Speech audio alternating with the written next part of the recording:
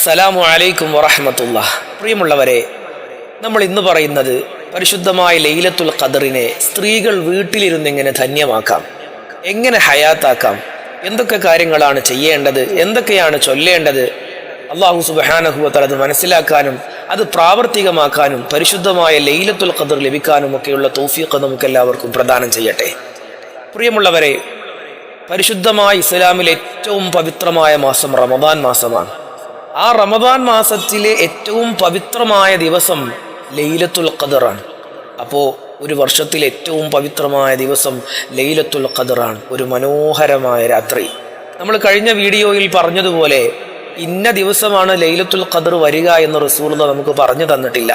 അതുകൊണ്ട് ഏത് ദിവസവും, ഒറ്റയായ അവസാനത്തെ 10 ദിവസങ്ങളിൽ ഏത് ദിവസവും ലൈലത്തുൽ ഖദർ സംഭവിക്കാം എന്നാണ് നബി സല്ലല്ലാഹു അലൈഹി വസല്ലം തങ്ങൾ പറഞ്ഞിട്ടുള്ളത്. എന്നാൽ പരിശുദ്ധ ഖുർആനിൽ ലൈലത്തുൽ ഖദറിനെ പരിചയപ്പെടുത്തുന്ന ഒരു സൂറത്ത് തന്നെയുണ്ട്, അല്ലേ? നമുക്കറിയാം, ലൈലത്തുൽ ഖദരി ഖൈറും മിൻ അൽഫി ശഹർ, 1000 മാസത്തേക്കാൾ പ്രതിഫലമുള്ള ഒരൊറ്റ രാത്രി, ഒരു മനുഷ്യായുസിനേക്കാൾ പ്രതിഫലമുള്ള ഒരു രാത്രി. ഈ രാത്രി നമ്മൾ ജീവിതത്തിൽ നിന്ന് ഒഴിവാക്കി കളഞ്ഞാൽ, ആ സമയം നമ്മൾ വിലയില്ലാതാക്കിയാൽ പരിശുദ്ധമായ റമദാൻ മാസത്തിന് നിന്ദിക്കുന്നതിന് തുല്യമാണ്. അപ്പോൾ ഒരു ദിവസമെങ്കിലും രാത്രി ഹയാത്താക്കുക. ഇനി ഹയാത്താക്കാൻ കഴിയില്ലെങ്കിൽ കുറച്ച് സമയമെങ്കിലും അതിനു വേണ്ടി മാറ്റിവെക്കുക.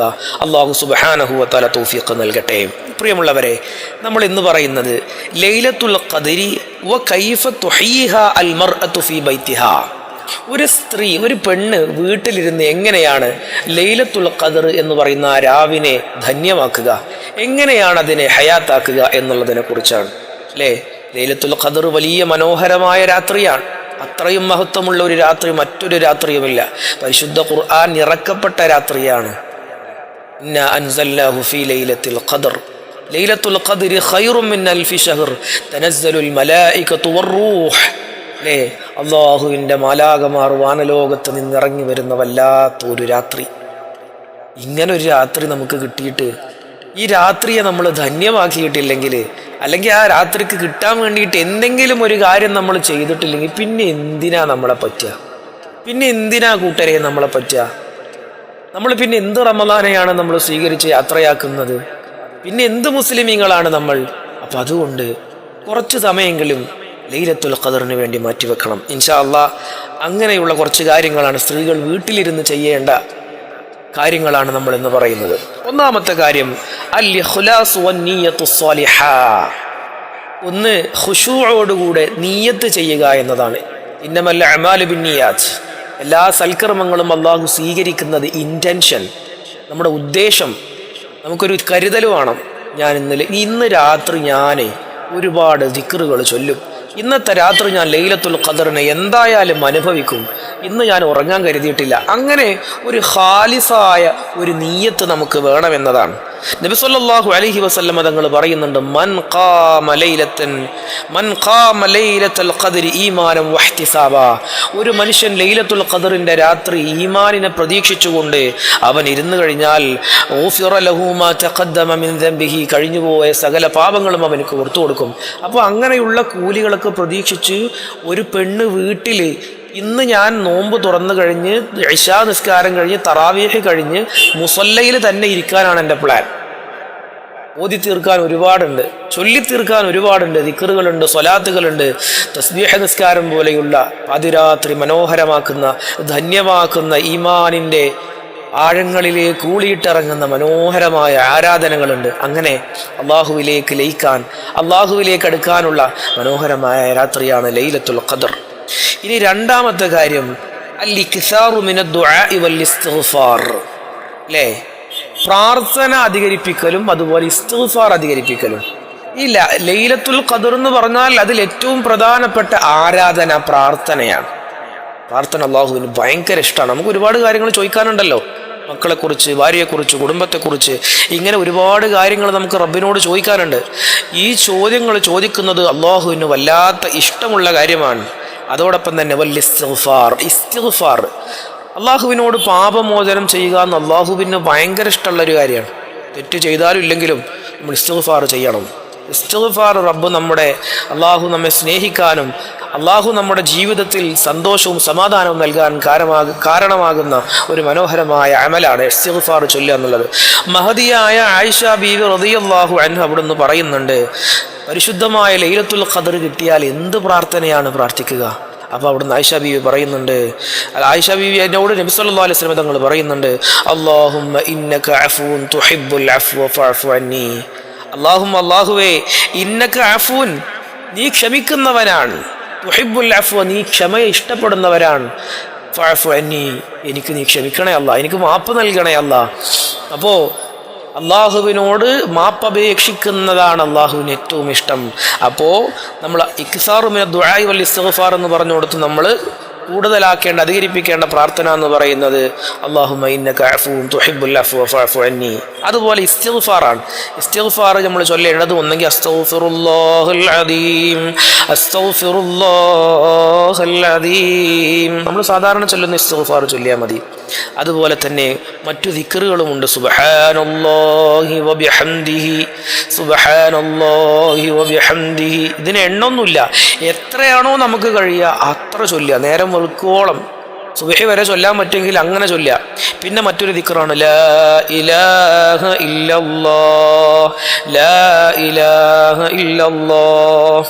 മറ്റൊരു ദിക്റാണ് അല്ലാഹു അക്ബർ, അല്ലാഹു അക്ബർ, അല്ലാഹു അക്ബർ, അത് ചൊല്ലാം.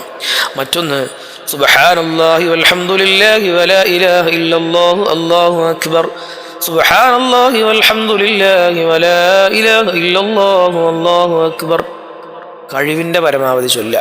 നേരം വെളുക്കോളാണെങ്കിൽ അങ്ങനെ, 1 മണിക്കൂറാണെങ്കിൽ അങ്ങനെ, അരമണിക്കൂറാണെങ്കിൽ അങ്ങനെ, എന്തെങ്കിലുമൊക്കെ സമയം ലൈലത്തുൽ ഖദറിന് വേണ്ടി മാറ്റിവെക്കണം, അല്ലെങ്കിൽ റമളാനിനെ നിന്ദിക്കുന്നതിന് തുല്യമാണ്. ഇനി മൂന്നാമത്തത്, സ്ത്രീകൾ വീട്ടിൽ എങ്ങനെ ലൈലത്തുൽ ഖദർ ധന്യമാക്കാം എന്നുള്ളതിനെ കുറിച്ചുള്ള മൂന്നാമത്തെ കാര്യം ഖിറാഅത്തുൽ ഖുർആനി വതദബ്ബുറുഹു. അല്ലേ, ഖുർആൻ പാരായണം ചെയ്യാന്നുള്ളത്. നമ്മളൊക്കെ ഖത്മുകൾ ഓതിക്കൊണ്ടിരിക്കുന്നുണ്ട്, അത് ഓതുക. അല്ലെങ്കിൽ സ്പെഷ്യലായിട്ടുള്ള വളരെ പ്രത്യേകതയുള്ള പരിശുദ്ധ ഖുർആനിലെ പ്രധാനപ്പെട്ട സൂറത്തുകളൊക്കെ പാരായണം ചെയ്യുക.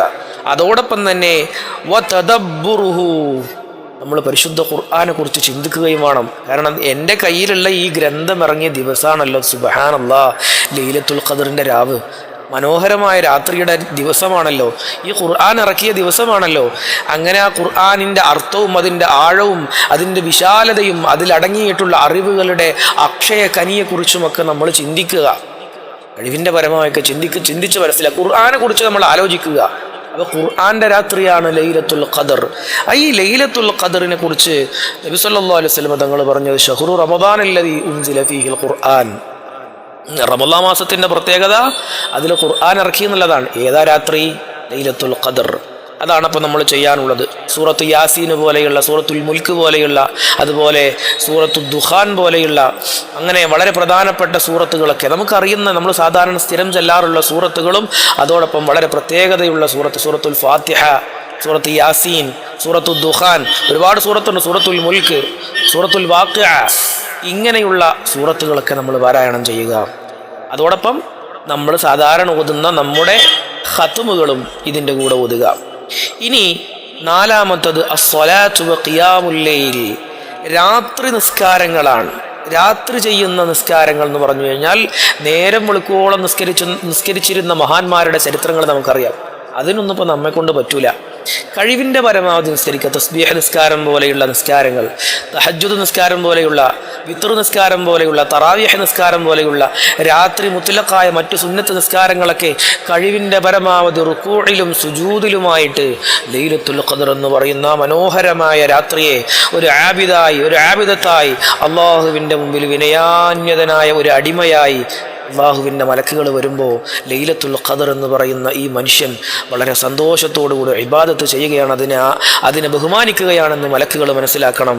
നബി സല്ലല്ലാഹു അലൈഹി വസല്ലം തങ്ങളെ കുറിച്ച് പറയുന്നുണ്ട്, കാരണം നബി സല്ലല്ലാഹു അലൈഹി വസല്ലം തങ്ങളായിരുന്നു ഇദാ ദഖലൽ അശ്റുൽ അവാഖിർ അഹ്യൽ ലൈല. നബി സല്ലല്ലാഹു അലൈഹി വസല്ലം തങ്ങൾ റമളാനിൻ്റെ അവസാനത്തെ 10 ആയി കഴിഞ്ഞാൽ എല്ലാ രാത്രിയും നിസ്കരിക്കും. രാത്രി മുഴുവൻ നിസ്കാരമാണ്.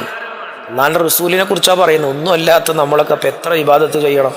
റസൂലുള്ള പോലും അള്ളാഹിൻ്റെ അടുത്തുനിന്ന് കൂലി കിട്ടാൻ വേണ്ടിയിട്ട് ഇങ്ങനെ പാതിരാത്രി കഷ്ടപ്പെട്ടിട്ടുണ്ടെങ്കിൽ നമ്മുടെയൊക്കെ അവസ്ഥ എന്താണ്? അള്ളാഹു അതിനുള്ള തൗഫീഖ് നൽകട്ടെ. പ്രിയമുള്ളവരെ, ഇനി അഞ്ചാമത്തെ കാര്യം സ്വലാത്തു അല നബി സല്ലല്ലാഹു അലൈഹി വസല്ലം. നബി സല്ലല്ലാഹു അലൈഹി വസല്ലം തങ്ങളുടെ മേൽ സ്വലാത്ത് ചൊല്ലലാണ്. മൻ സ്വല്ല അലയ്യ സ്വലാത്തൻ സ്വല്ലല്ലാഹു അലൈഹി ബിഹാ അശ്റൻ.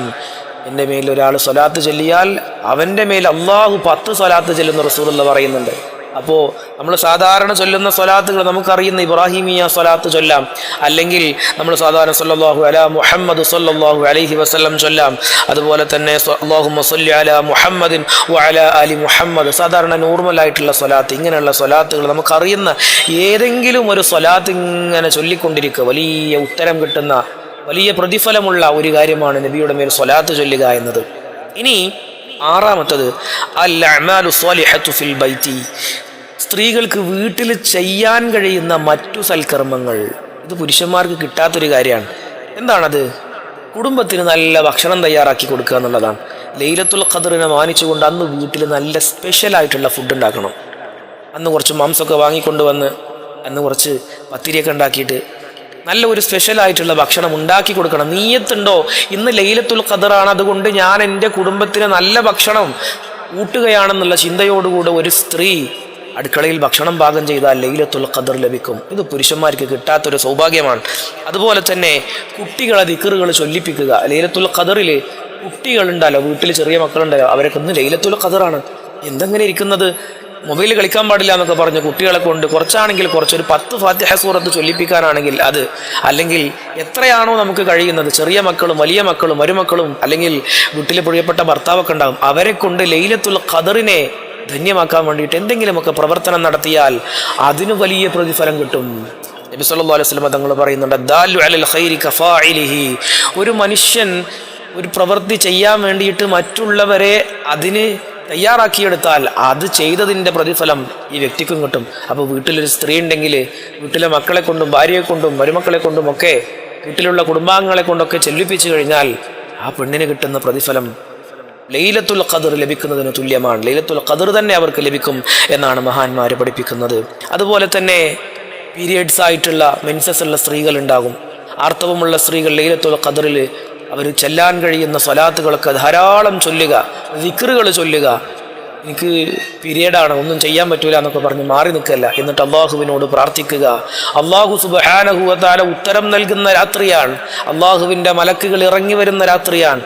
അല്ലേ? ഇങ്ങനെ ഒരു രാത്രി കൊല്ലത്തിൽ ഒരിക്കലേ കിട്ടുള്ളൂ. അടുത്ത കൊല്ലം ഉണ്ടോ ഇല്ലയെന്ന് നമുക്കറിയില്ല, നമ്മൾ ജീവിച്ചിരിക്കുമോ എന്ന് നമുക്കറിയില്ല. കഴിഞ്ഞ വർഷം ലൈലത്തുൽ ഖദ്റിന് പങ്കെടുത്ത ആൾക്കാരൊക്കെ മരിച്ചുപോയില്ലേ? ഇനി നമ്മൾ അടുത്ത കൊല്ലം ഉണ്ടാവും? നമുക്ക് എന്ത് ഉറപ്പാണുള്ളത്? ലോകം മുഴുവനും വലിയൊരു യുദ്ധത്തിൻ്റെ ഭീതിയിലാണ്. ഇറാനും അമേരിക്കയും ഇസ്രയേലും നടക്കുന്ന യുദ്ധം ഇനി ഭാവിയിൽ ചിലപ്പോൾ ഒരു 3ാം ലോക മഹായുദ്ധമായി മാറിക്കഴിഞ്ഞാൽ ഒന്ന് ആലോചിച്ച് നോക്കിയും ആരൊക്കെയാണ് മരിക്കാൻ പോകുന്നത്? അടുത്ത കൊല്ലത്തെ റമദാനിൻ്റെ അവസ്ഥ എന്താണെന്ന് നമുക്ക് ആർക്കും പ്രവചിക്കാൻ കഴിയില്ല.